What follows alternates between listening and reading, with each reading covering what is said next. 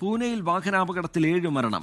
നിയന്ത്രണം വിട്ട ട്രക്ക് നിരവധി വാഹനങ്ങളിൽ ഇടിച്ചാണ് അപകടം. 20ഓളം പേർക്ക് പരിക്കേറ്റിട്ടുണ്ട്. വളരെ ദാരുണമായൊരു സംഭവമാണ് ഇന്നിപ്പോൾ പൂനെയിൽ ഉണ്ടായിട്ടുള്ളത്. വൈകിട്ട് 5:30യോടെയാണ് ഈ വാഹനം ഉണ്ടാവുന്നത്. മുംബൈ ബംഗളൂരു ഹൈവേ ആണ്. പൂനെക്കടുത്തുള്ള നവാലെ ബ്രിഡ്ജിലാണ് ഈ സംഭവം നടക്കുന്നത്. സത്താരയിൽ നിന്ന് മുംബൈയിലേക്ക് വരികയായിരുന്ന ഒരു ട്രക്ക് അത് നിയന്ത്രണം വിട്ട് മറ്റു വാഹനങ്ങളിൽ ചെന്നിടിച്ചു എന്നതാണ് മനസ്സിലാക്കുന്നത്.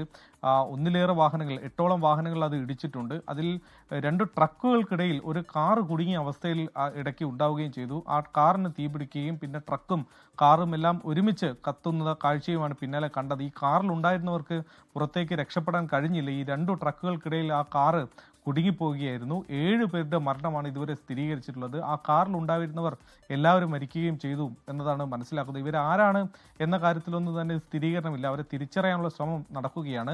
7 പേരുടെ മരണമാണ് ഇതുവരെ സ്ഥിരീകരിച്ചത്. ഒരുപക്ഷെ മരണസംഖ്യ ഉയർന്നേക്കും എന്നതാണ് DCP അടക്കമുള്ളവർ ഈ വിഷയവുമായി ബന്ധപ്പെട്ട് സംസാരിക്കുമ്പോൾ പറയുന്നത്. 20ഓളം പേർക്കാണ് ഇതുവരെ പരിക്കേറ്റിട്ടുള്ളത്.